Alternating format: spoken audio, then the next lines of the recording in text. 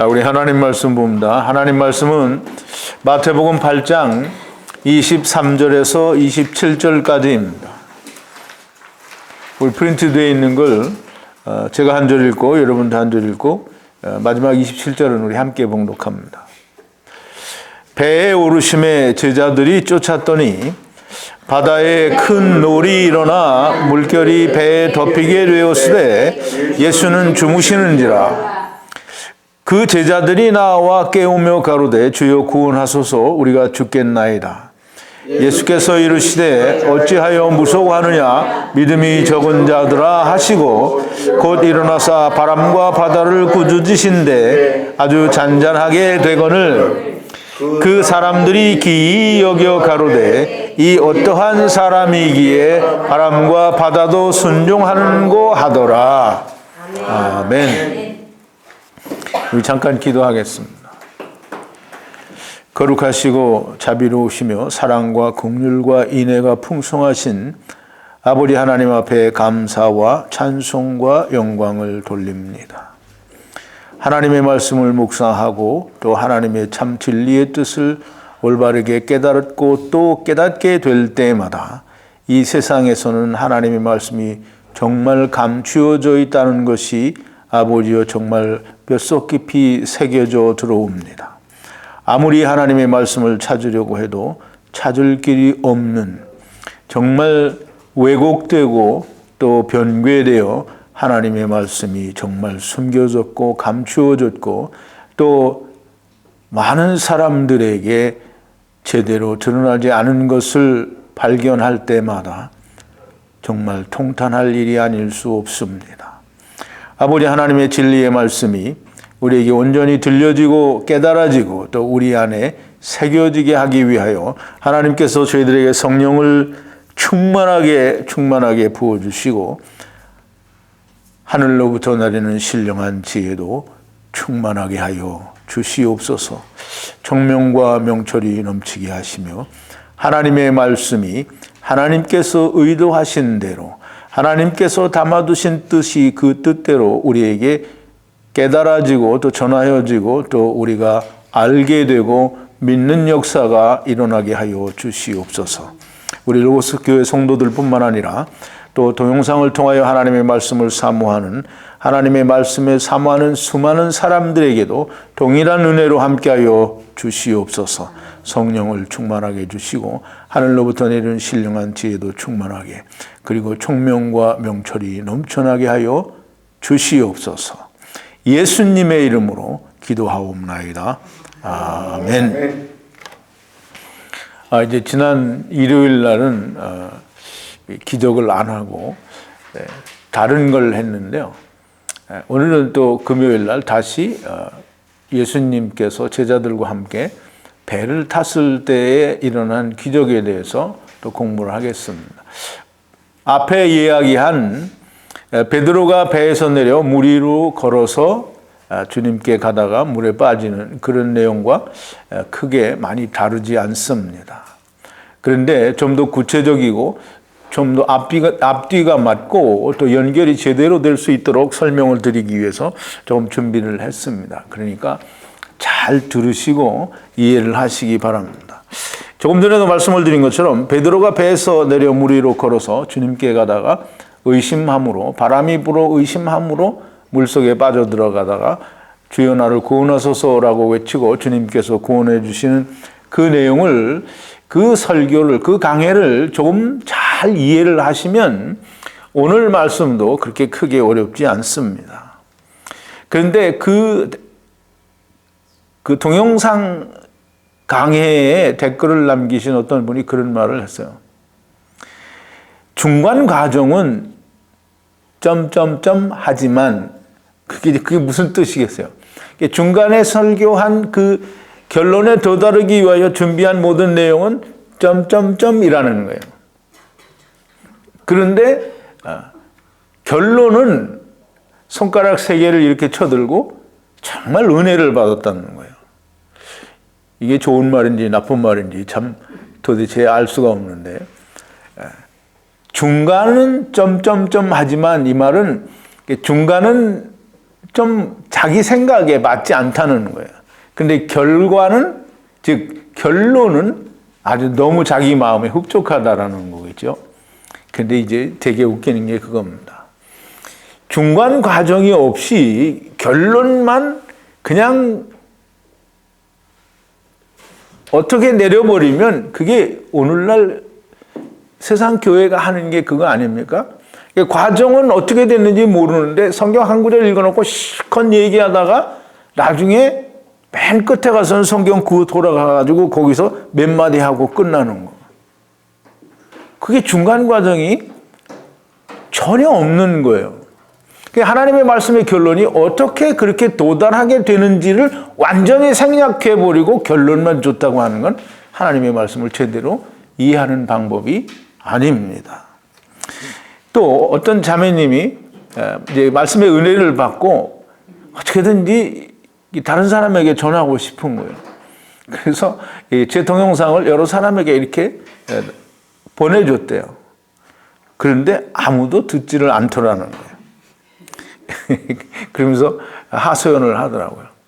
근데 우리가 좀 여러분들이나 저나 뭐 저도 마찬가지예요. 하나님 말씀이 선포가 되면 사람들이 들을 거다라는 생각을 해요. 그래요, 안 그래요? 근데 이제 되게 웃기는 거는 하나님의 말씀이 선포가 되면 사람들이 안 들어요. 더 안 들어요. 그게 이제 어디에서 나타나느냐 하면 그 이스라엘에 누가 왔어요? 예수님이 누구예요? 예수님이 하나님이 오셔서 하나님이 말씀하시는데 이스라엘이 들어요, 안 들어요? 안 들어요. 그러니까 하나님의 말씀을 하나님이 말씀하셔도 안 듣는데 사람이 말을 하면 하나님 말씀이라고 듣느냐고. 안 들어요. 그게 이스라엘입니다. 그 말을 예수님이 뭐라고 하시느냐면 요한복음 10장인데요. 요한복음 10장 24절에 27절인데요. 프린트 3번에 있는데요. 유대인들이 애워싸고 가로되 당신이 언제까지나 우리의 마음을 의혹해 하려나이까 그리스도여든 밝히 말하시오 하니 예수께서 대답하시되 내가 너희에게 말하였으되 믿지 아니하는도다. 내가 내 아버지의 이름으로 행하는 일들이 나를 증거하는 것이오늘 너희가 내 양이 아니므로 믿지 아니하는도다. 내 양은 내 음성을 들으며 나는 저희를 알며 저희는 나를 따르느니라 그랬어요. 예수님이 오셔서 많은 표적을 보여주시고 내가 하나님의 아들이다라고 아버지와 나는 하나이니라라고 얘기를 하고 많이 얘기를 했어요. 그런데 이 유대인들이 뭐라고 하냐면 당신이 그리스도여든 밝히 말하라는 거예요. 뭘 더 어떻게 말하라는 거야? 그러니까 예수님이 하시는 얘기. 내가 다 이미 말했는데 너희가 믿지 않는 거고 니네들이 내가 한 모든 일들이 아버지의 이름으로 했고 내가 아버지의 이름으로 와서 그렇게 했으니까 그게 나를 증거하는 건데 너희들이 나를 믿지 않는다는 거예요. 근데 그건 왜 그러냐면 내 양이 아니기 때문이라는 거예요. 근데 너희는 다 내 양이 아니라. 그러니까 하나님이 오셔서 하나님의 말씀을 전하고 또 하나님의 사람들을 지켜서 하나님의 말씀을 전하는데 듣지 않는 것은 하나님의 양, 즉 그리스도의 양이 아니기 때문이라는 거예요. 근데 예수님이 이제 우리가 잘 생각해야 됩니다. 예수님을 누가 죽였죠? 이스라엘이 죽였어요. 이스라엘을 구원하러 온 예수님을 이스라엘이 죽였어요. 이제 예수님이 그걸 모르는 게 아니에요. 이스라엘이 자기 양이 아니라는 거 다 알아요. 그러니까 예수님이 뭐라고 하셨어요? 우리 잘 아는 대로 누가복음 18장 8절에 보면 그렇게 얘기하시죠. 내가 너희에게 이르노니 1번인데요. 속히 그 원한을 풀어주리라. 그러나 인자가 올 때에 세상에서 믿음을 보겠느냐. 그러니까 이제 이 말은 세상에 주님의 양이 많다는 거예요, 적다는 거예요? 없다는 거예요. 거의 없다는 거예요. 보겠느냐. 보기가 너무 힘들다는 거예요. 그리고 또 이제 이 마태복음 24장에서는 예수님이 인자가 오실 때에 사람들이 어떠냐면 이렇게 얘기하시는 거예요. 노아의 때와 같이 인자의 임함도 그러하리라. 홍수 전에 노아가 방주에 들어가던 날까지 사람들이 먹고 마시고 장가들고 시집가고 있으면서 홍수가 나서 저희를 다 멸하기까지 깨닫지 못하였으니 인자의 임함도 이와 같으리라 했어요. 노아 시대 때 홍수가 나서 저희를 다 멸할 때까지 자기들이 무슨 일을 당하는지를 몰랐다는 거예요. 인자가 오셔서 세상을 심판할 때에도 이 사람들은 자기들이 왜 심판받는지를 모르는 거예요. 그러니까 예수님이 뭐라는 거예요? 세상에는 예수님의 양이 극히 적다는 거예요. 이제 이스라엘의 예수님의 양, 주님의 양은 그저 세리, 과부, 고아, 그저 이제 그냥 평민으로 살아가는 사람들 중에 양들이 있는 거예요. 주류 사람들, 즉 이제 서기관들과 바리새인들과 또 이 대제사장들과 이런 사람들은 다 주님의 양이, 예수님의 양이 아니에요. 이스라엘을 제가 작은 세상이라고 말씀을 드렸고, 천하만민 가운데 이 천하만민을 위하여 택하신 모델 케이스, 시범조교라고 이렇게 말씀을 드렸어요. 그러니까 천하만민, 세상, 온 세상을 축소한 작은 세상이에요.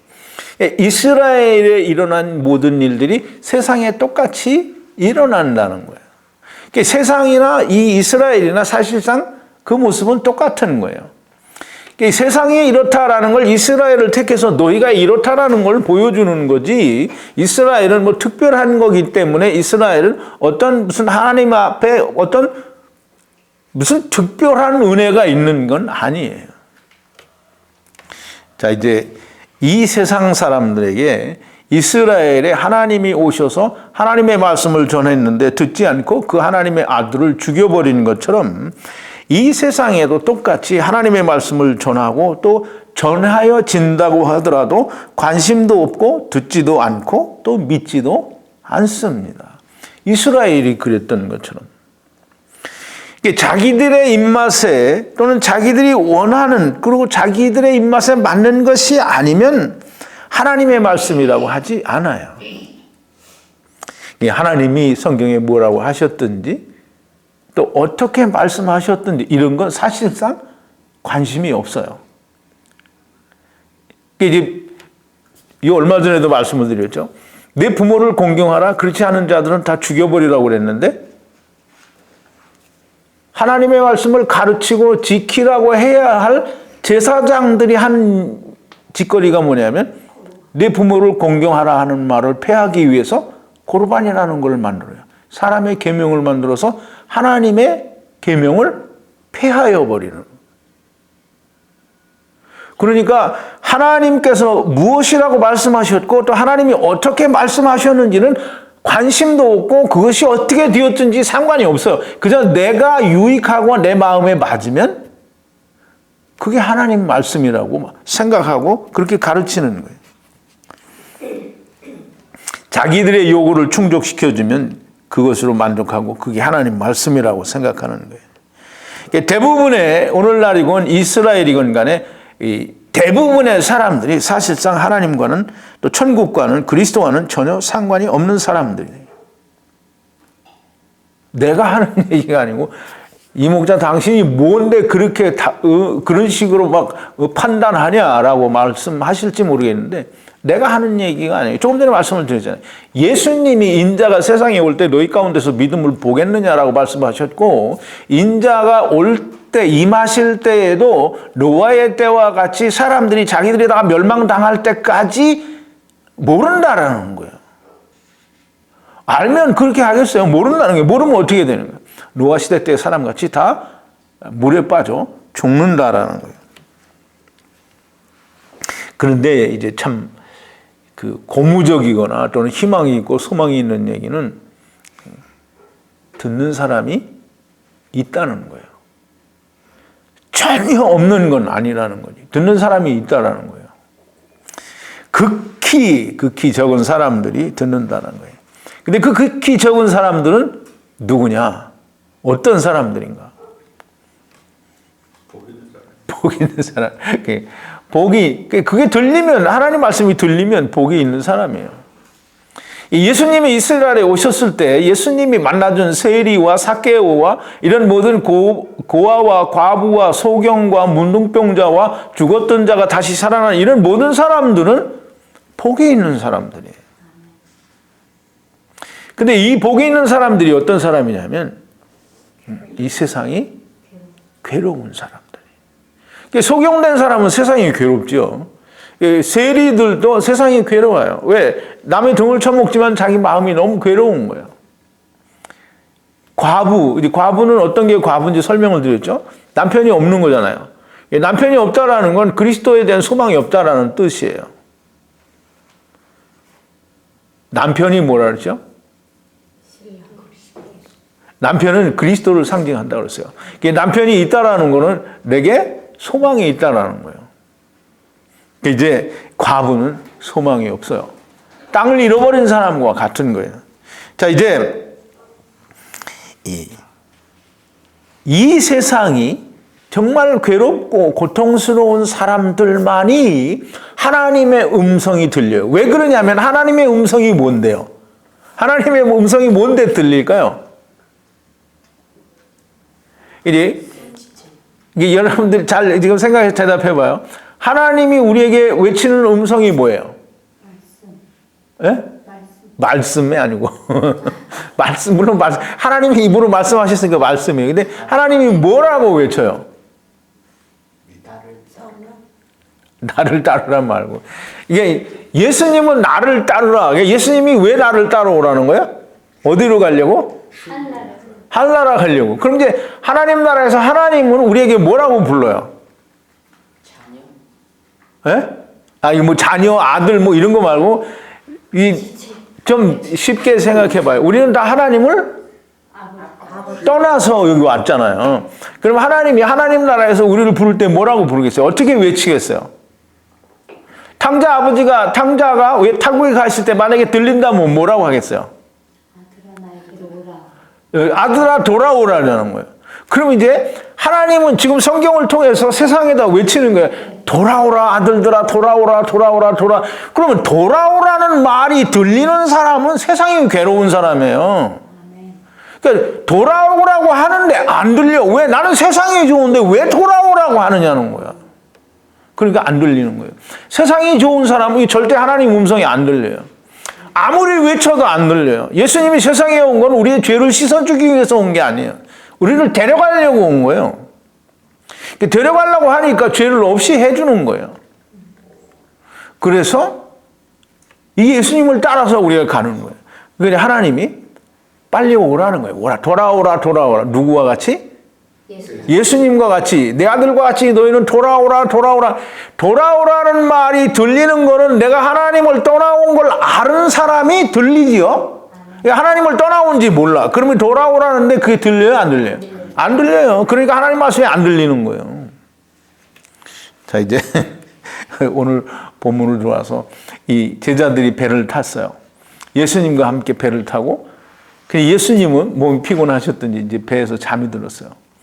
근데 이제 배가 항해를 하다가 큰 바람이 불어서 큰 놀이 일어났어요. 그래가지고 파도가 막 집처많은 파도가 돼서 배를 훌러덩 덮어서 뒤집을 것 같아서 사람들이 자기들은 다 곧 죽게 생겼다라고 생각을 하고 막 무서워서 벌벌 떠는 거예요. 그리고는 예수님을 깨웠어요. 주여, 우리가 다 죽게 되었나이다. 우리를 구원하소서. 그랬더니 예수님이 일어나셔서 그래, 너네가 죽게 생겼구나. 그래, 내가 구해줄게. 이렇게 했어요? 뭐라고 했어요? 어찌하여 두려워하느냐? 믿음이 적은 자들아 그랬어요.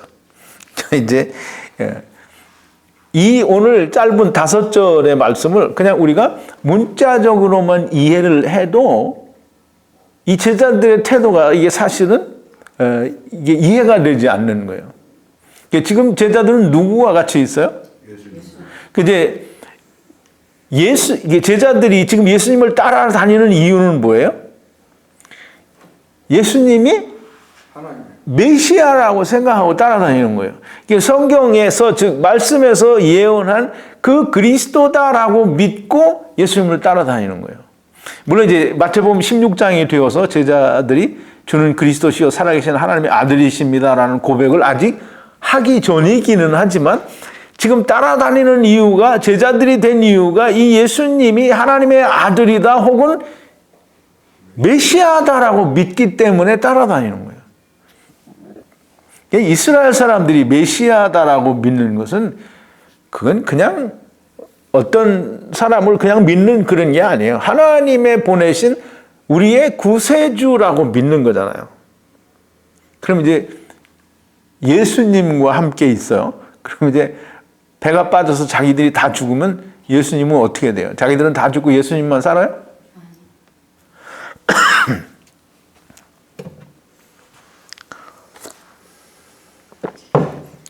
그러니까 이게 그냥 우리가 문자적으로 이해를 해서 그냥 표면적인 어떤 그런 믿음을 가지고 보더라도 예수님이 죽지 않을 거라고 믿는 믿음이 있으면 자기들도 죽지 않아요. 근데 예수님이 죽으면, 그러니까 우리가 물에 빠져 죽으면 예수님도 물에 빠져서 죽어야 돼요. 그러니까 그냥 우리가 생각하는 어린아이 같은 믿음을 가지고도 이 제자들은 이 그때 상황을 두려워하면 안 돼요. 근데 이제 또 되게 웃기는 게 이 제자들이 예수님을 깨워요. 근데 예수님이 주무시기 때문에 바다에 빠지게 되고 주무시지 않으면 안 빠질까요? 근데 이 제자들의 생각이 그거예요. 예수님이 주무시고 있으니까 우리는 빠지고, 예수님이 만약에 깨어나신다면 뭔가를 하시지 않겠냐라는 그런 생각이 있는 거잖아요. 그죠? 그러니까 이게 믿음이라는 게 약간 이중적인 거예요. 믿지 않으면서 안 믿어지는데도 뭔가 해줄 수 있을 것 같은 생각이 드는 거예요. 그게 다 사람들이 예수를 믿고 또는 어떤 신앙을 갖는 것에 대한 모든 사람들의 생각인데, 안 믿어져요. 근데 보면 어떤 기적을, 어떤 걸 보면 믿어요. 그게 지금 제자들의 마음이 거기 그렇게 나타나는 거예요. 사람들이 그래서 예수를 믿는다고 교회 다닌다고 하면서 그냥 산기도 다니고 무슨 기적을 체험하고 뭐 성령을 체험하고 하는 것, 그런 기적을 바라보고 그런 걸 경험하기 위해서 다니는 사람들의 심리가 다 그러는 거예요. 믿음은 없어요. 그냥 보이면 그때는 믿어요. 근데 이제 이 기적을 바라는 그게 예수님도 얘기하시죠. 요한복음 6장 26절인가 27절에서 얘기하죠. 너희가 나를 찾은 까닭은 표적을 본 까닭이 아니요 먹고 배부르는 까닭이라는 게. 기적을 자꾸 찾는 사람들은 그거에 먹고 배부른 까닭에 찾는 거지. 이 기적이 예수 그리스도, 나를 구원하실 메시아를, 구세주를, 하나님의 아들을 나에게 보여주셨다라는 그런 걸 믿지 않는 거예요. 그런 거하고는 상관이 없어요. 그냥 기적 그 자체가 좋은 거예요. 근데 이제 그런 기적을 찾아다니는 사람, 내가 눈으로 보아서 내가 확인하지 않으면 믿어지지 않는다라는 그런 생각을 가진 사람은 그리스도 안에 있는 게 아니에요. 내가 내 눈으로 보지 않아도 예수 그리스도가 있으니까, 그리스도 안에 있으면 어떠한 일이 있어도 문제가 없어야 돼요. 근데 지금 제자들은 예수 그리스도와 함께 배 안에 있는데에도 불구하고 예수 그리스도가 깨어나지 않으면 우리는 죽는다라고 생각을 하는 거예요. 자, 이제 아까 했던 얘기를 또 하는데요. 베드로가 배에서 내려 물 위로 걸어서 그 강해를 정말 잘 이해를 했더라면 뭐 하셨겠지요. 네, 그 이해를 하시고 계시면 오늘 이 말씀도 잘 이해가 될 겁니다. 하나님께서 창조하신 땅은 이 창세기 1장 2절에서 말하는 땅이에요. 그 땅은 우리가 밟고 있는 땅이 아니에요. 그래서 땅은 공허하고 혼돈하고 흑암이 깊음 위에 있다 그랬어요. 그 깊음이라는 게 뭔지 알아요? 깊음. 그게 참 문제예요. 우리는 그 깊음이나 아니면 그 성경에 나온 단어들에 대한 설명을 세상 목사들이 안 해줘요. 공허하고 혼돈하고, 그래, 그건 좀 몰라도 좋아요. 근데 흑암은 알아야 되고, 또 깊음이라는 게 뭔지 알아야 돼요.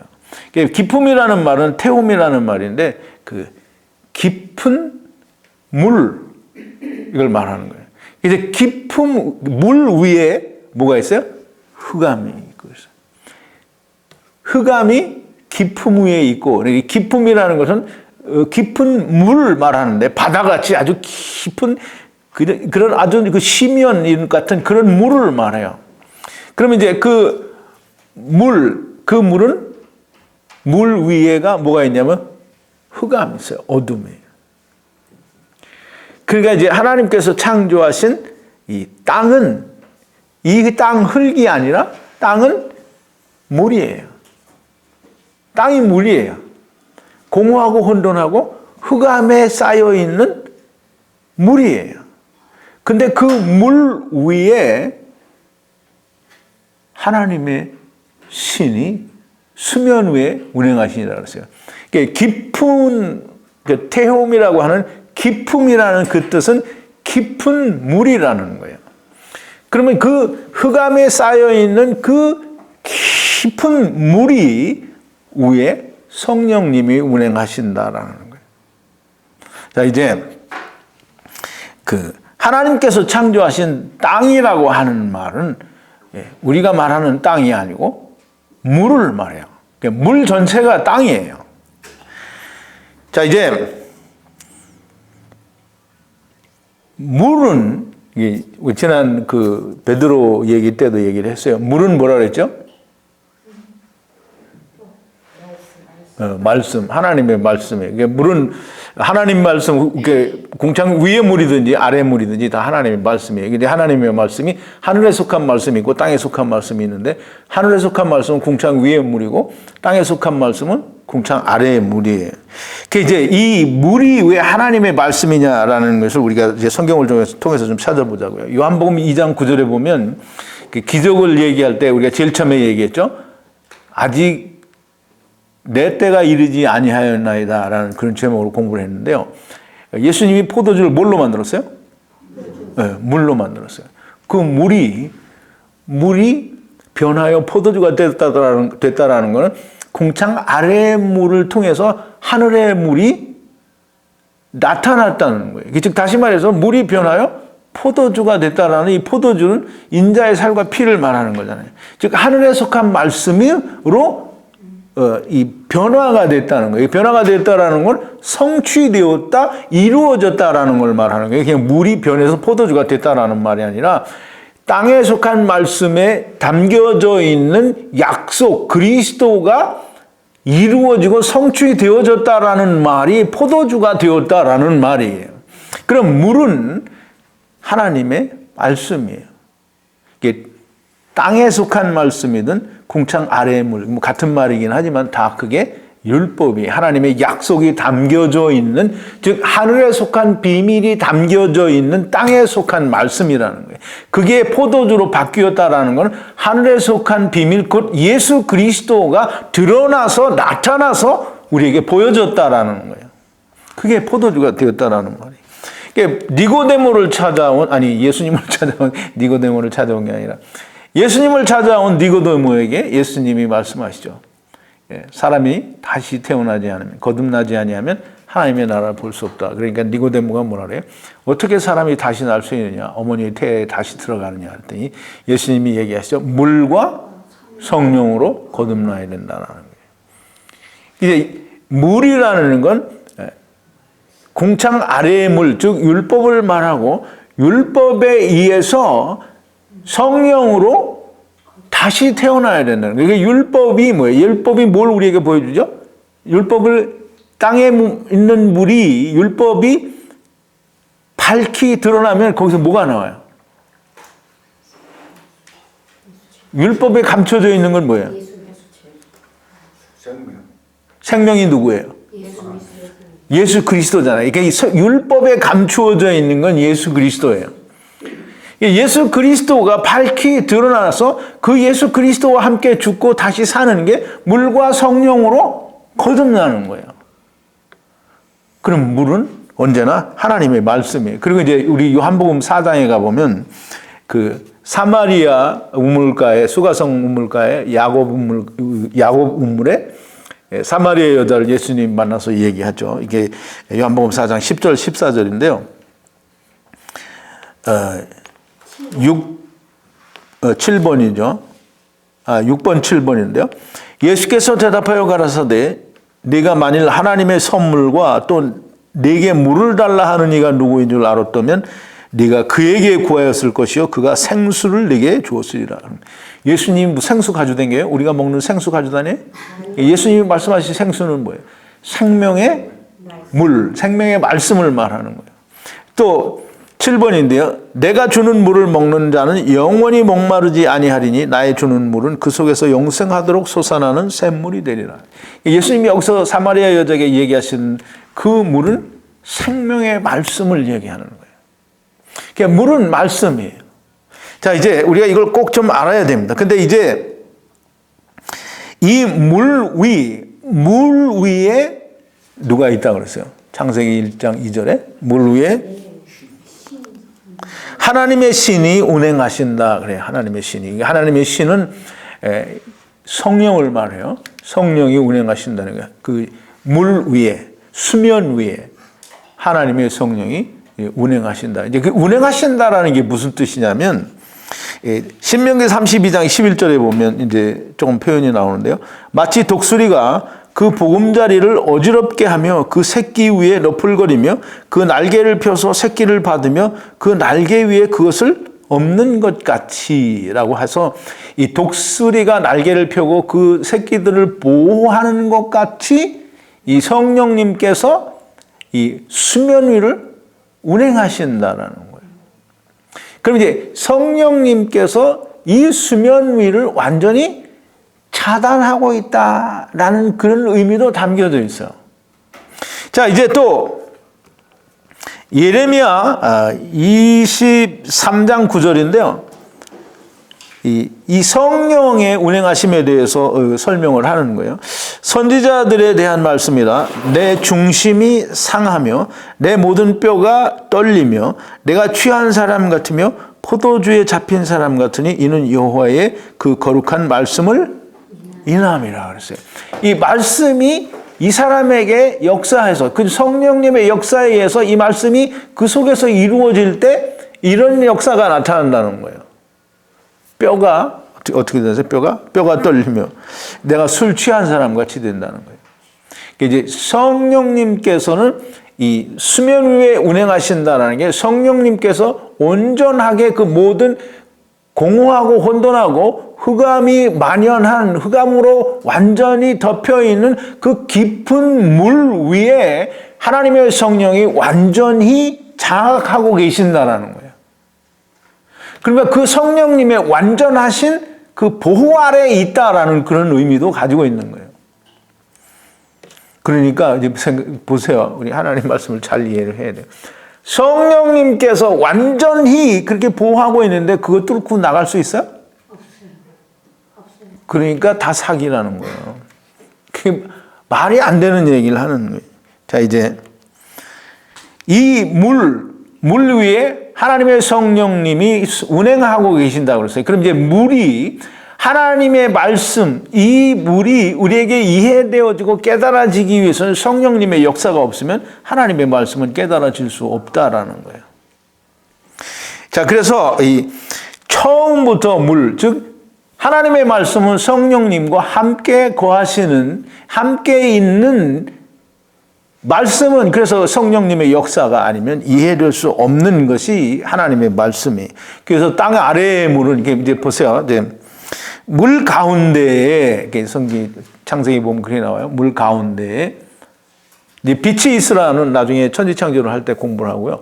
빛이 있으라 하시면 빛이 있었고 그 빛이 하나님이 보시기에 좋았고 빛과 어두움을 나누사 빛을 낮이라 하시고 밤을 어두움을 밤이라 하셔서 하나님의 보시기에 좋았다라고 첫째 이게 저녁이 되고 아침이 되니 첫째 날이니라 이렇게 얘기를 했어요. 자, 이제 그 뒤에 지금 물 한가운데, 물 한가운데라는 정중앙에라는 뜻이에요.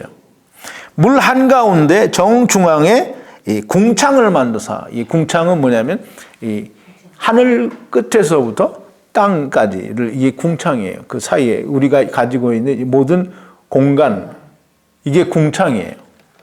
궁창을 만드사 궁창 위의 물, 궁창 아래의 물로 이 물과 물로 나누셨어요. 그래서 궁창 위의 물과 아래의 물로 나누셨는데 궁창 위의 물은 처음에 물이 있을 때 그 위에 뭐가 있다고 그랬어요?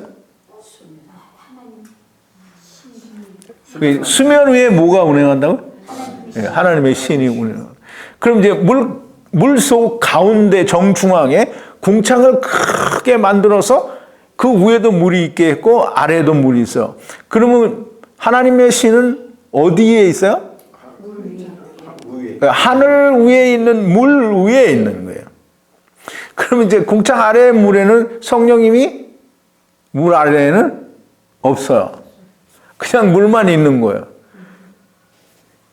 그래서 궁창 아래의 물은 땅에 속한 말씀이고 궁창 위의 물은 하늘에 속한 말씀이에요. 자, 이제 물은 다 이 궁창 위에 거든 아래 거든 간에 물은 다 하나님의 말씀이에요.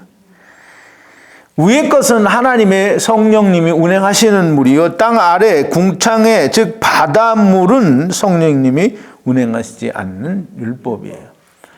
그게 다른 말로 이제 창세기에 나온 말로 그거를 궁창 아래의 물은 다른 말로 뭐라 그랬죠? 궁창 아래의 물 두 글자로 바다. 물이 한 곳으로 모이라 하고 묻히 드러났어요. 그럼 물이 모인 것을 뭐라고 했다고요? 바다라고 했고 드러난 묻을 땅이라고 했어요. 그러니까 창세기 2장의 땅과 이 땅은 너무 다르죠. 창세기 1장 2절에 있는 땅은 물을 포함한 그 모든 것이 다 땅이에요. 근데 궁창을 만들고 궁창 아래의 물이 한 곳으로 모이라고 해서 드러난 게 우리가 아는 땅이에요. 자, 이제 우리가 이제 지금까지 제 얘기를 들어보니까 창세기 1장에 있는 말씀을 통해서 물 속에 궁창을 만드시고 궁창 위의 물과 아래의 물로 나누셨어요. 그럼 이제 그 안에 만들어지는 모든 것들은 어떻게 된 거예요? 물 속에 있는 거죠. 그걸 갇힌 거예요. 그걸 이제 우리가 갈라디아서에 보면 사도 바울이 갈라디아서 3장에 보면 이 율법 얘기를 막 하다가 성경이 모든 것을 죄 아래 가두었다 그래요. 그럼 그 성경이라는 게 뭐예요? 이게 성경은 이 성경 전체를 말하는 거잖아요. 그럼 그게 뭐예요? 하나님의 말씀이에요. 그러니까 하나님 말씀이 말씀으로 우리가 가두어졌다라는 거예요. 그러니까 지금 사도 바울이 율법 얘기를 막 하다가 성경이 우리를 죄 아래 가두었다라는 말은 하나님의 말씀으로 세상을 창조하셔서 우리를 그 안에 가두었다라는 말을 지금 사도 바울이 돌려서 이야기하는 거예요. 근데 우리가 그거를 미처 발견하지 못했던 걸 알아야 돼요. 사도 바울이 율법 얘기하다가 갑자기 성경, 스크립처라고 한 데에는 이유가 있는 거예요. 자, 이제 궁창 위의 물을 뭐라 했죠? 궁창 위의 물은 말씀이에요. 말씀인데 무슨 말씀이라고요? 네, 하늘에 속한, 즉 생명이 있는, 즉 생명이 있으면 누가 있어야 돼요? 거기 생명이 있으려면?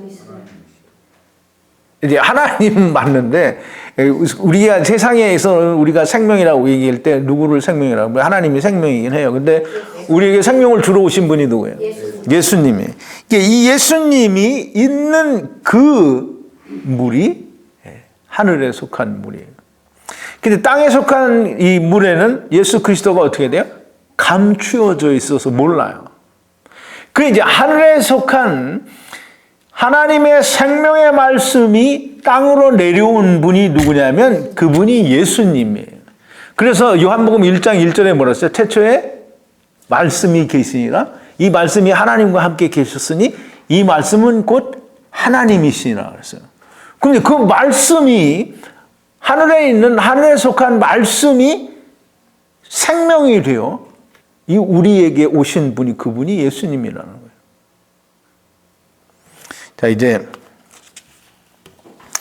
궁창 아래의 물, 그 땅에 속한 물에는 하나님의 성령님이 운행하시지 않아요. 그래서 그 말씀을 깨달으려고 하면 성령님이 반드시 역사를 하셔야 돼요.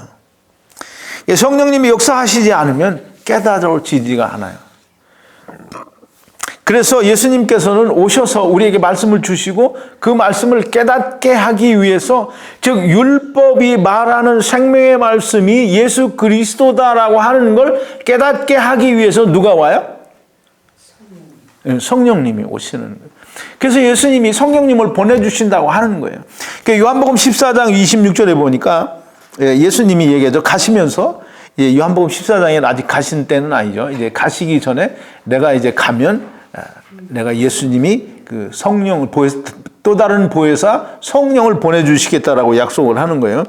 보혜사 곧 내 아버지께서 내 이름으로 보내실 성령, 그가 너희에게 모든 것을 가르치고 내가 너희에게 말한 모든 것을 생각나게 하시리라. 또 요한복음 15장 26절에 보면 내가 아버지께로서 너에게 보낼 보혜사 곧 아버지께로서 나오시는 진리의 성령이 오실 때에 그가 나를 증거하실 것이요. 그래서 이 성령님은 항상 이 말씀과 함께 역사를 하는데, 말씀을 우리에게 깨닫게 하고 그걸 드러나게 해서 그 말씀이 어떤 것인지를 알려주는 게 그게 성령님의 역사예요. 물론 성령님의 은사는 뭐 다른 방법으로 다르게 나타나기도 하지만, 그러나 성령님의 본질적인 그 역사는 우리에게 예수 그리스도로 말미암아 우리에게 생명이 있다라고 하는 사실을 깨닫게 하는 게 성령님의 역사예요. 성령님의 역사가 내가 불같이 뜨거운 걸 느꼈다, 그러니까 성령님의 역사다, 이건 성령님의 역사가 아닌 거예요. 성령님의 역사는 반드시 예수 그리스도를 증거하고 그 증거되어진 예수 그리스도로 말미암아 내게 생명이 있게 하는 것이 그게 성령님의 역사예요. 자, 이제 이 성령님께서 오시게 되면 예수님이 이제 제자들이 예수님이 가고 뭐 성령을 보내준다 그러니까 자꾸 이제 근심을 하고 걱정을 하죠.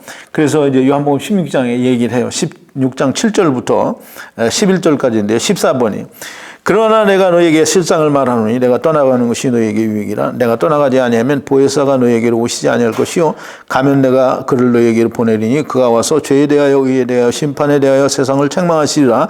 죄에 대하여라 하면 저가 나를 믿지 아니하며 의에 대하여라 하면 내가 아버지께로 가니 너희가 다시 나를 보지 못하며 심판에 대하여라 하면 이 세상의 임금이 이미 심판을 받았음이니라 그랬어요. 이 성령님께서, 그래서 이제 지난번에 떡새덩어리 그 비유를 이야기할 때도 얘기했죠. 하나님께서, 예수님께서 얘기하시죠. 떡을 달라고 하면 하나님께서 떡을 준다고 그랬어요? 뭘 준다고 했어요? 떡을 달라고 하면 뭘 준다고 했어요? 그렇게 빨리 저기가 안 돼요. 떡을 달라고 하면 하나님께서 너에게 성령을 주시지 않겠느냐. 그 떡을 달라면 떡을 줘야지 왜 성령을 줘요? 그 떡은 달라고 하니까 주는 거예요. 근데 성령을 함께 주시지 않겠느냐. 성령이 안 오면 떡은 소용이 없어요. 그러니까 그러니까 물, 떡, 이게 오려면 무조건 성령님이 함께 와야 되는 거예요. 하나님이 그거 모르셔서 그래 떡 먹으라 하고 떡 주면 그러면 땡인 거예요. 근데 떡 먹어라 하고 성령을 함께 주시니까 생명을 주시는 거예요. 예, 궁창 아래의 물, 즉 땅에 속한 물, 율법이 깨달아지려면 반드시 성령이 오셔야 됩니다. 자, 이제 오늘 본문으로 돌아와서 바다에 큰 놀이 일어나 물결이 배에 덮이게 되었다. 이제 큰 놀, 또 흔들림, 동요, 지진 같은 이런 어떤 그 바다가 바람이 불어서 큰 파도가 일어나서 배를 덮칠 것 같은 그런 현상이 일어났어요.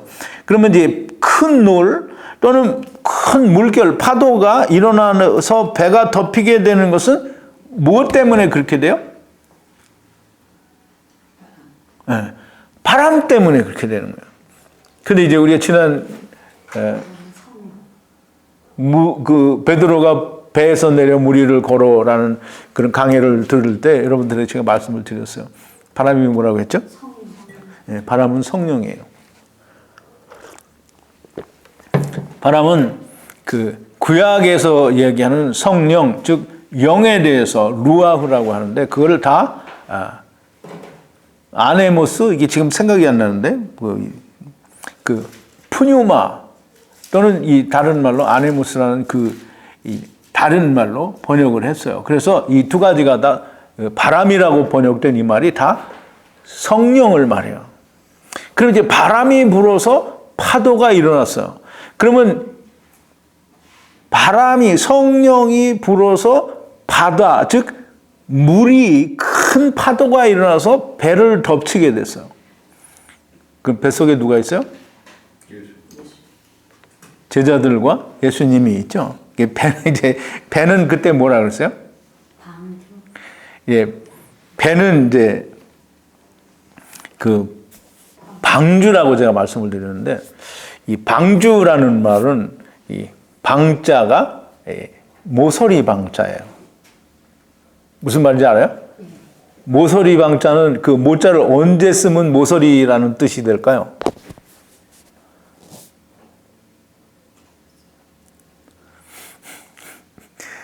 우리말로 이렇게 생긴 걸 뭐라 그래요? 네모. 그러니까 네모. 그러니까 네 모서리라는 거예요. 그럼 이제 이렇게 생긴 건 뭐라 그래요? 세모. 네. 세모, 네모. 그게 모서리라는 거예요. 그게 모서리 방. 그래서 네 모서리가 있는 주, 방주예요. 모서리가 있는 주는 무슨 주예요? 네. 선주의 배라는 거예요. 그럼 네모난 배를 말해요. 네모난 배. 네모난 배는 네모난 그 상자라는 말인데, 이 상자라는 그 상자가 물에 뜨게 했기 때문에 배라는 거예요. 근데 이 방주는 뭘 상징한다 그랬죠?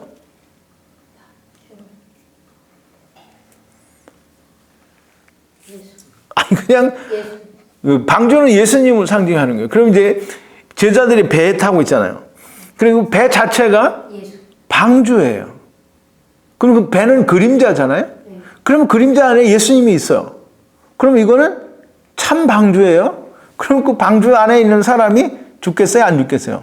절대 안 죽어요. 그러니까 제자들이 무서워할 이유가 전혀 없는 건데, 그거를 제자들이 알아요, 몰라요? 네, 몰라요. 그 이제 보세요. 땅 아래의 물, 즉 바다, 이 율법은 바다예요. 이 바다에 바람이 불어서 큰 물결이 일어나서 사람을 덮쳐. 그러면 이제 이 바다가 뭐라 그러죠?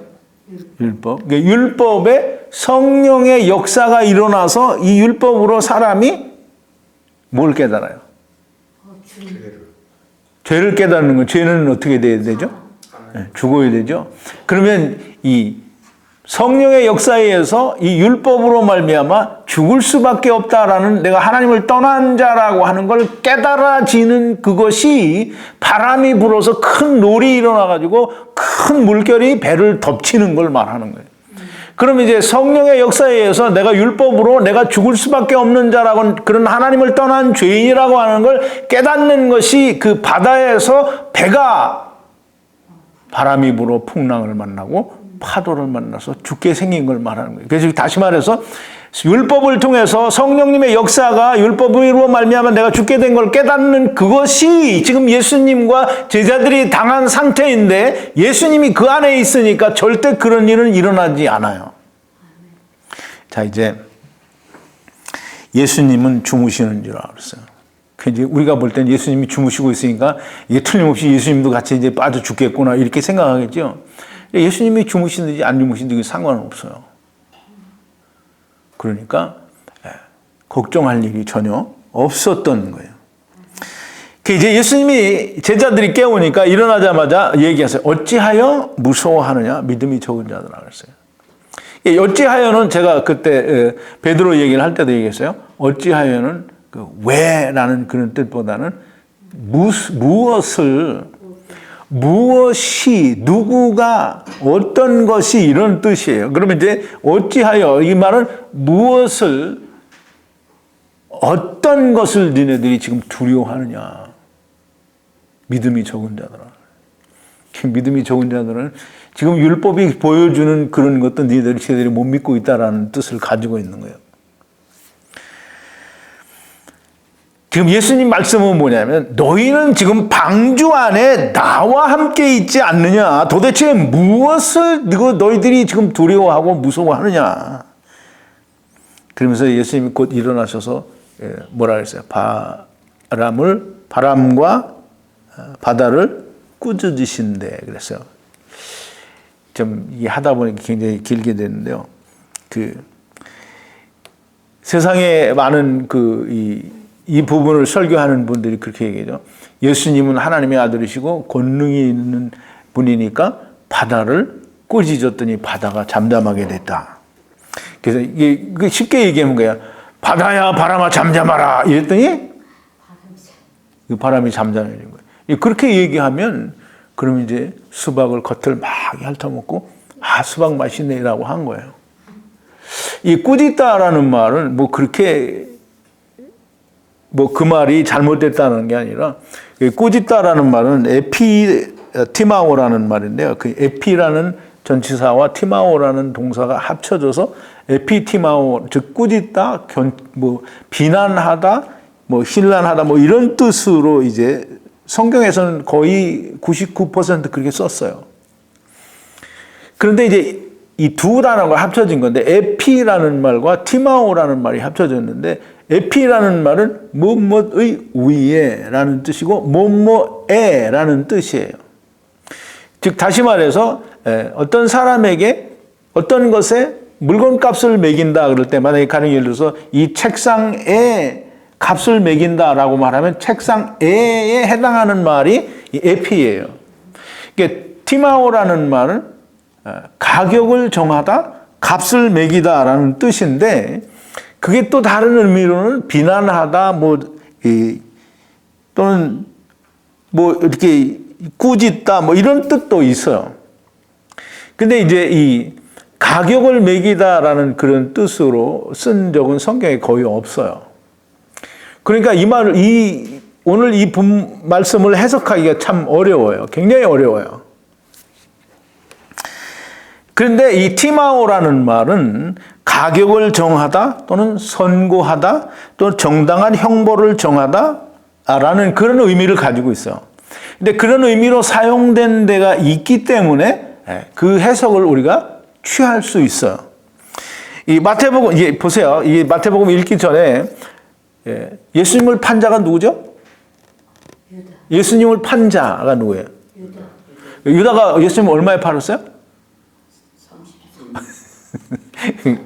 은 30냥에 팔았어요. 근데 이제 예수님이 잡혀가서 십자가에 못 박히니까 이 유다가 어떻게 했어요?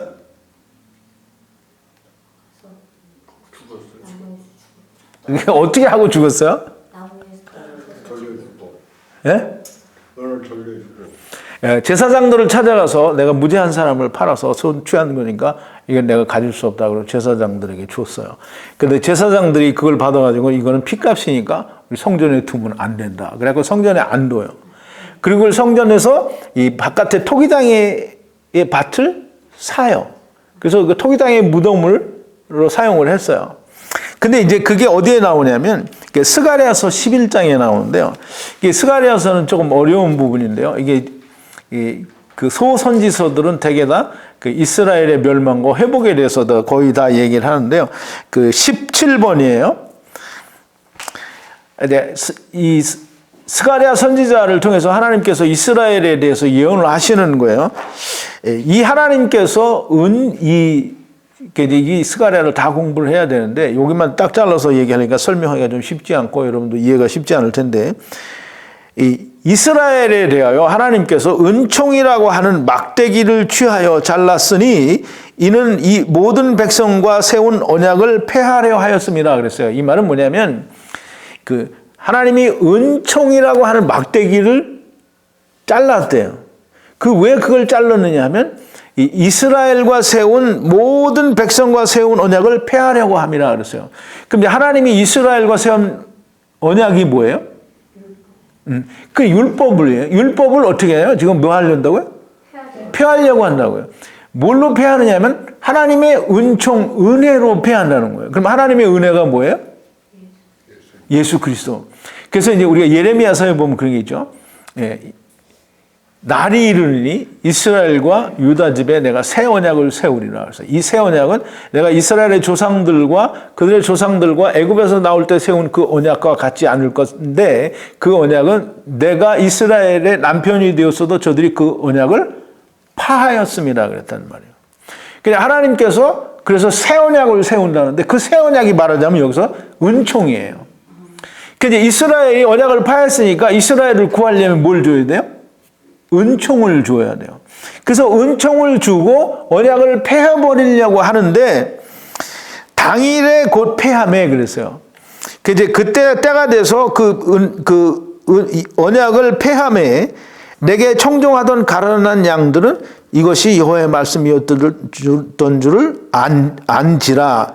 내가 그들에게 이르되 너희가 좋게 여기거든 내 고가를 내게 주고 내 값을 나에 대한 값을 내게 주고 그렇지 아니하면 그러면 하지 마라. 그랬더니 그들이 은 30을 달아서 내 고가를 삼은지라. 그 은 30을 달아서 은총에 대한 값을 주었다라는 거예요. 그 지금 은총은 누구죠? 예수 그리스도예요. 그럼 예수 그리스도에게 값을 뭘 줬다는 거예요? 은 30냥을 줬다는 거예요. 근데 이제 여기 보면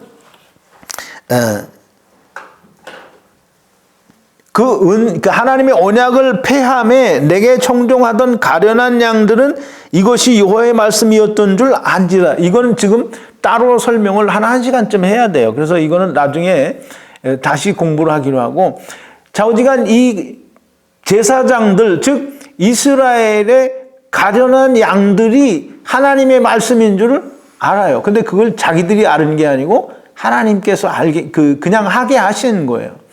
그래서 이 예수 그리스도 은총의 값으로 은 30을 달아줬어요. 여기서 내 고가를 너희들이 달아서 나에게 달라 그래서 고가를 단다는 건 가격을 매긴다는 뜻이에요. 그래서 여기서는 사카르라는 말인데 이것이 티마오라는 말과 같은 말이에요. 물론 티마오는 헬라어고 이 사카르라는 말은 히브리어예요. 근데 그 값을 매겼다라는 것은 같은 의미를 가지고 있는 거예요. 그럼 예수 그리스도에 대해서 은 30이라는 가격을 매긴 그것을 하나님이 스가랴 선지자를 통해서 예언을 하셨어요. 그걸 그대로 유다가 제사장들에게 가서 예수님을 팔므로 제사장들, 즉 이스라엘이 예수님의 값을 30냥으로 고가를, 즉 값을 매긴 거라는 거예요. 그래서 이제 보세요. 마태복음 27장 9절에 보면 이제 16번인데요. 이에 선지자 예레미야로 하신 말씀이 이루어나니 일렀을 때 저희가 그 정가된 자 곧 이스라엘 자손 중에서 정가한 자의 가격 곧 은 30을 가지고 그렇게 얘기하죠.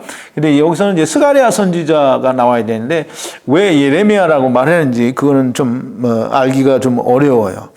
어쨌든 스가랴 선지자가 이야기한 대로 예수 그리스도가 은 30냥으로 30세겔로 정가가, 즉 값이 매겨졌다. 즉 다시 말해서 지금 이 예수님께서 바다와 바람을 꾸짖었다라는 말은, 비난을 했다라는 말은 그게 아니고 성령과 율법에서 나 예수 그리스도가 너희가 은 30냥을 매겨서 값을 정해준 그 사람이라는 거예요. 즉 다시 말하면 예수 그리스도가 너희를 구원할 구세주라는 것이 바람과 바다에게 드러났어요. 말을 해준 거예요.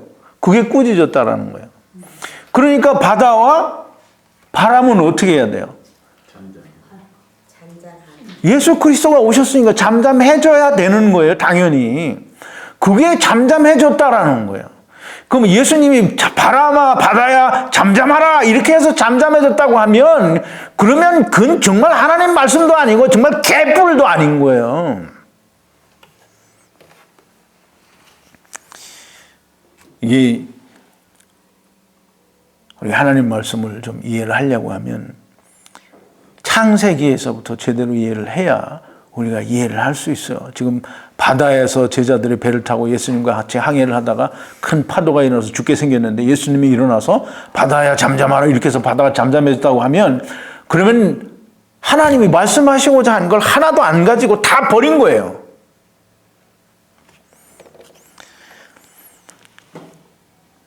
즉 예수님께서 우리가 이 세상을 살다가 환난과 고난을 겪게 되면 예수님께서 오셔서 우리를 구해주신다. 그거가 그 파도를 만난 예수님의 제자들과 그 예수님과 사이에서 일어난 이 기적이 우리에게 보여주는 교훈이라고 한다고 하면 정말 너무 한심한 거죠. 그거는. 그래서 사람들이 생각할 때에는 뭐 그게 그거 아니냐라고 말할지 모르지만 절대 그렇지 않습니다. 성령님의 역사에 의해서 내가 이 율법에서 즉 세상에서 하나님을 떠난 죽을 수밖에 없는 죄인이라고 하는 걸 그걸 깨닫는 것이 바다가 또는 풍랑이 일어서 바람이 불어 풍랑이 일어서 내가 죽게 생긴 것을 지금 표현하는 거예요. 그걸 예수님이 보여주시고 말씀하시는 거예요. 그럼 이제 이 성령의 역사에서 내가 이 세상에서 있는 동안에 내가 깨닫는 게 아까도 말씀을 드렸잖아요. 내가 깨닫는 게 뭐예요? 주님의 음성이 들리려면 어떤 사람이 들린다고요? 주님이 뭐라는 거예요? 하나님은 뭐라 그러죠? 빨리 돌아오라. 주님은 우리가 가야 되니까 나를 따라오라 이거잖아요. 근데 그 말이 들리는 사람은 누가 들리냐면 이렇게 성령님의 역사에 의해서 이 세상에 존재하는 나는 하나님을 떠나서 세상에 온 죽을 수밖에 없는 죄인이라고 하는 걸 깨달은 사람만 하나님이 돌아오라는 음성을 듣게 되고 예수님이 너희는 하나님께 돌아가기 위해서 나를 따라오라는 말을 하실 때 들리는 거예요. 그렇게 온 사람만이 예수님께서 내가 너희를 다 데리고 왔고 내가 너희를 다 데리고 간다라고 하늘이 열리고 사다리 위에 하나님의 천사들이 오르락 내리락 한다는 말이 이해가 되고 들려지고 그것이 믿어지는 게 그게 복 있는 사람이요. 들리는 사람이에요. 자, 시간이 많이 갔는데요. 한 가지만 더 댓글에서 어떤 사람이 질문을 했는데 제가 이제 이 세상의 물질의 복은 하나님 주시는 게 아니다라고 했더니 구약에 보면 이제 다윗도 그렇고 솔로몬도 그렇고 많은 사람들이 물질의 복을 받은 사람이 있어요. 욥도 그렇죠. 그런데 그게 되게 웃기는 거예요. 그러면 율법에 하나님께서 율법에 약속하신 복이 궁극적인 그 율법을 통해서 우리에게 주시려고 하는 복이 세상 복이에요? 그러면 이제 그 세상 복을 하나님이 주셨어요. 그럼 어쩌라는 거야? 율법 아래에 있을 때에는 하나님이 네가 이걸 하면 내가 너를 이런 복을 주겠다라고 약속을 했어요. 그러니까 율법을 잘 지키면 그거 줘야 돼, 안 줘야 돼요? 줘야 돼요. 율법 아래에 있을 때에는 줘요. 왜 줄 수 있느냐? 이거는 하나님께서 사단에게 다 넘겨준 것이지만 그러나 여전히 이 세상을 지으신 분은 누구예요? 하나님이에요. 그러니까 하나님의 일을 위해서는 하나님 임의로 쓰실 수 있어요. 그러나 여전히 사단이 하는 일에 대해서는 관심 갖지 않아요. 아무 일도 하시지 않아요. 그러니 다윗이 복을 받았고 욥이 복을 받았고 솔로몬이 복을 받았으니까 그건 뭐냐? 그건 율법 아래에 있는 자들에게 주는 거예요. 그러니까 그거 받고 싶으면 댓글 남기서 질문하시는 분이 이아무개인가 하는 분인데요. 이아무개인지 그건 잘 모르겠어요. 댓글을 남기신 분이 그런 질문을 했는데 다윗이나 욥이 받은 물질의 복은 뭐냐? 당신도 그거 받고 싶으면 열심히 달라고 기도하세요. 그러면 그건 하나님 거 아니라고 분명히 요한일서에서 사도 요한이 얘기했죠. 그럼 하나님 거 아니면 누구 거예요? 그러면 이제 그거 달라고 막 기도하면 하나님이 줘요, 안 줘요? 그럼 누가 줘요? 주인이 주죠. 그거 주인이 준단 말이에요. 그러면 사단이 주면 준 존재를 뭐라고 하겠어요? 자기는 하나님께서 주시기를 막 빌었잖아요. 그럼 사단이 주었어요. 그러면 이거 받고선 뭐라 그래요? 하나님이 주셨다 그러죠. 그럼 누가 하나님 된 거예요? 그럼 이제 이 사람은 그 사단이 하나님이 될 사람이에요. 자, 이제 어떤 분이 그 세상에서 고난받는 거에 대해서 얘기했는데, 하나님께 고난에 대해서 좀 도와달라고 하면 안 되냐. 무슨 하나님이 아버지니까 그냥 자식이 부모한테 하소연하듯이 그렇게 고난과 환난과 역경에 대해서 어떤 그렇게 푸념하듯이 기도하면 안 되냐 그랬어요.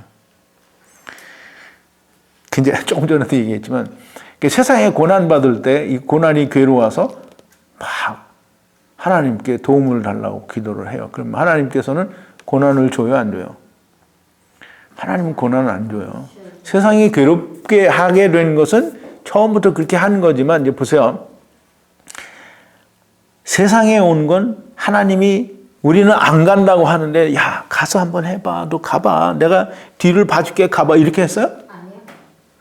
가지 말라고 하는데 꾀임에 빠져서 하나님 버리고 온 거잖아요. 근데 거기서 살다가 괴로움을 느껴요. 그러니까 그 괴로움 도와달라고 하면 하나님이 도와줘요, 안 도와줘요? 하나님 절대 안 도와줘요. 그러면 그거 도와달라고 막 빌면 누가 들어요? 사단이 들어요. 그럼 사단이 그 뭐 듣고 있으면 뭐 완전 찬스죠. 자기가 그거 들어주면 자기 뭐 되는 거예요? 그 사람한테 하나님 되는 거잖아요. 그러니까 들어주겠어요, 안 들어주겠어요? 들어줘요. 그러면 이 사람은 그거 들어줬으니까 사단이 뭐 되는 거예요, 자기한테? 하나님 되는 거예요. 하나님은 이 세상에 우리가 온 것을 괴롭게 또는 고통받으라고 오게 하신 건 틀림없어요. 왜? 니네들이 간다고 했지 내가 가라고 한 거 아니야. 근데 하나님이 고의로 세상에서 너희가 괴롭게 한 게 아니에요. 왜? 사단과 함께 보내줘서 사단이 그렇게 하기 때문에 괴로운 것이지, 하나님께서 살펴주시면 절대 괴로운 일이 없어요. 그리고 이제 우리 사도 바울을 통해서 얘기합니다. 사람이 감당을 당할 시험밖에는 너에게 당한 것이 없나니 오직 하나님은 미쁘사 너희가 감당치 못할 시험 당함을 허락지 아니하시고 시험 당할 점에 또한 피할 길을 내서 너희로 능히 감당하게 하시느니라 그랬어요. 우리가 이 세상에 존재하는 그 가운데에서 이 세상은 괴로운 걸 깨달으라는 거를 알으라는 것은 하나님의 뜻이에요. 그러나 하나님께서 의도적으로 사람을 괴롭게 하지 않아요. 시험을 주거나 고난과 환난과 역경을 주지 않아요. 그건 다 누가 주는 거냐면 사단이 주는 거예요. 근데 거기다 대고 하나님, 아버지 내가 그런 기도를 하는 사람은 뭐냐면 하나님이 자기 아버지 아직 아닌 거예요. 근데 아버지인 척 하는 거지 아버지 아니에요. 자, 보세요. 하나님이 내 아버지면 하나님을 내가 망신살스럽게 하고 싶어요? 그러면 하나님께 내가 세상에서 어떻게 잘 되기를, 고난을 면하게 하기를 해주시기를 기도하는 거, 그걸 바라는 거는 하나님 얼굴에 똥칠하는 거예요. 제발 질문하신 분이 좀 들었으면 좋겠는데요. 뭐 세상 물질 축복 이거 하나님이 그럼 구약 시대 때 받은 사람은 뭐냐? 나 이만큼 얘기해 줬으니까 그 질문 하신 분이 당신이 좀 알아서 공부를 해보세요. 그건 뭔지. 고난을 내가 하나님께 도와달라고 기도를 해야 될지 안 해야 될지 그 정말 모르겠으면 그럼 하세요. 해가지고 사단이 들어주면 하나님께 그 사단을 보고 하나님이라고 하세요. 그게 세상 목사들이나 세상 교인들이 하는 짓이에요. 그냥 일건 얘기를 해줘도 들은 척도 안 하고, 그래서 사람이 참 까탈스럽게 좀 만들더라고. 좀 하나님의 말씀 안에 들어와서 하나님의 자녀가 되고 그리스도 안에 있는 사람은 절대 그렇게 할래야 할 수가 없어요. 자, 이제 그 댓글에 대한 얘기는 뭐 그렇게 하고요. 아무튼 오늘 어찌하여 무서워하느냐? 믿음이 적은 자들아. 그 말씀이 여러분들에게 좀 잘 이해가 되어지고 깨닫는 은혜가 있으면 좋겠습니다. 이번 일요일에는 또 기적을 하지 않고 예수님께서 시험을 받으셨어요. 마귀에게 시험 받았죠? 시험을 왜 예수님이 받으셔야만 했나 하는 그런 주제를 가지고 우리가 좀 공부를 하겠습니다. 기도하시겠습니다. 거룩하신 여호와 아버지 하나님, 감사와 찬송과 영광을 돌립니다. 오늘도 예수님께서 제자들과 함께 배에서 풍랑을 만나고 바람을 만난 그 일을 통해서 또 하나님께서 예수 그리스도께서 바람과 풍랑을 잠잠케 하신 그것을 통하여 우리가 참 하나님의 뜻과 진리를 깊이 생각해 보았습니다. 하나님, 저희들에게 성령을 주시옵소서. 아니 이미 주셨사오니 더욱더 충만하게 하여 주시고 또 하늘에 속한 신령한 지혜를 충만하게 채워주셔서 총명과 명철이 넘쳐나게 하시고 하나님의 말씀들이 우리의 귀에 온전히 들려지고 이해되어지고 깨달아지고 믿어지는 역사가 있게 하여 주시옵소서. 예수님의 이름으로 기도하옵나이다. 아멘.